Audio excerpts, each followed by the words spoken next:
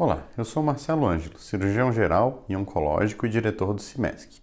Quero falar com você que está fazendo a residência médica. Eu já estive neste mesmo lugar e sei de muitas coisas que passam pela sua cabeça. E por isso te convido a assistir este vídeo e saber um pouco mais sobre essa especialidade.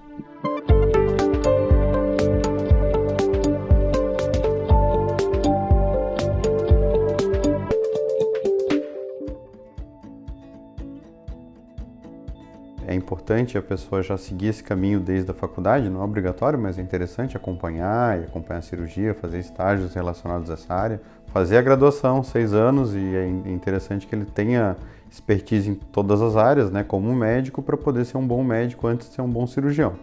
A partir daí tem que fazer a residência de cirurgia geral. A residência de cirurgia geral eram 2 anos, atualmente existe uma mistura de cirurgia geral como pré-requisito de 2 anos e cirurgia geral como especialidade de 3, mas existe uma tendência o MEC transformar toda a residência de cirurgia geral em 3 anos e depois se segue para uma subespecialidade, caso você queira seguir uma subespecialidade cirúrgica, que é o que atualmente a maioria das pessoas fazem, né? Então, esse tempo varia em média de 10 a 12 anos, considerando a graduação, a cirurgia geral e a subespecialidade. Eu não me recordo assim, quando que eu decidi isso, porque parece que eu sempre quis, assim, desde que eu entrei na faculdade, né?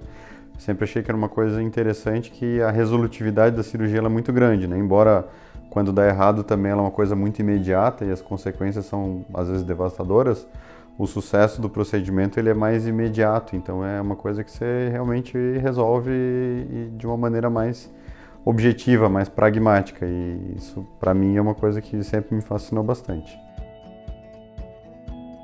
Além de todo o conhecimento técnico, né, todas as habilidades cognitivas, que também são muito importantes, às vezes parece que a cirurgia é só uma habilidade manual, mas ela é muito mais uma habilidade cognitiva do que manual, embora a habilidade manual também seja necessária.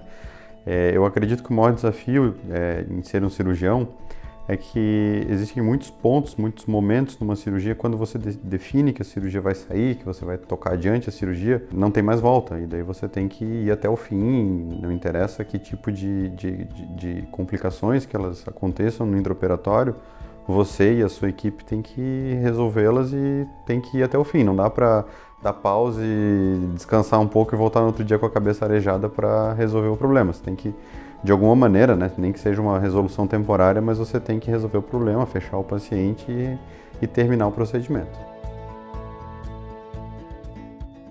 Eu acho que o mercado de cirurgia ainda é um mercado muito interessante, porque como existe esse caminho comum das especialidades cirúrgicas em existir a residência de cirurgia geral seguida da residência de subespecialidade, a pessoa pode se dedicar somente à subespecialidade, eventualmente fazer grande parte do seu atendimento, por exemplo, num consultório, num ambulatório. Como um exemplo, a urologia, tem urologista hoje em dia que faz só consultório, não faz ou faz muito pouco procedimento cirúrgico, né? Ou a pessoa pode ter uma especialidade que é mais eminentemente cirúrgica, que ela passa mais tempo operando. Como tem esse caminho comum da cirurgia geral, existe muitos profissionais que fazem um pouco do seu tempo com cirurgia geral e um pouco do seu tempo com a subespecialidade, ou trabalha em emergência como cirurgião geral e faz no seu consultório, ou eventualmente numa outra prática somente a sua especialidade. Então te abre um leque bem grande de possibilidades do ponto de vista de mercado. Inclusive tem colegas que fizeram cirurgia geral e hoje em dia fazem UTI, por exemplo, que é uma coisa que não parece assim inicialmente quando se vê, né? Mas até a residência médica de UTI ela tem como pré-requisito ou clínica médica ou cirurgia geral, inclusive, ou anestesia. Eu não sabia da existência do sindicato, né? Mas sem dúvida teria sido uma coisa interessante de eu ter tido essa experiência na época, porque a gente tem muitas dúvidas. É claro, existem regras para a residência médica e eventualmente essas regras elas são descumpridas num sentido assim mais amplo, né? Não que sejam descumpridas deliberadamente, que existe algum tipo de perseguição, não é isso. Isso nunca aconteceu comigo.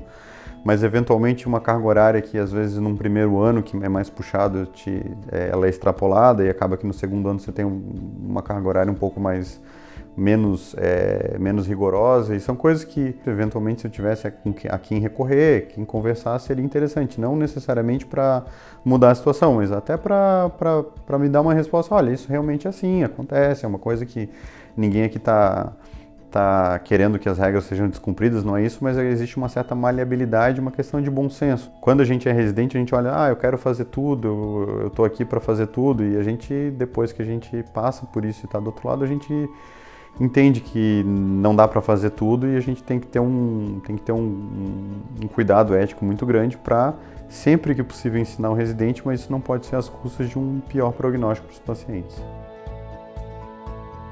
Primeira coisa, eu acho que a pessoa, para ser um médico competente, ela tem que ser curiosa, né? Então, assim, a pessoa não pode, eu acho inadmissível um médico, nunca ouvi falar sobre isso.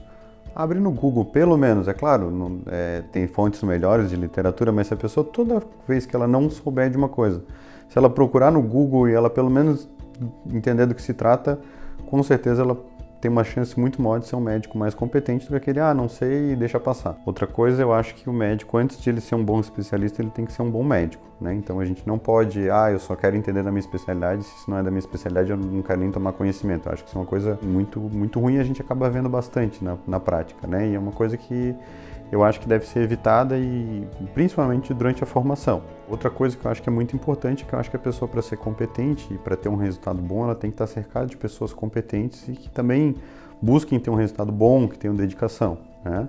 E uma coisa que eu acho que é interessante é que o sindicato, a gente tem muitas pessoas que são competentes, são experientes, estão dispostas a ajudar. Então, assim como na medicina em geral, o sindicato, a gente pode estar cercado tanto na questão dos diretores médicos quanto das assessorias.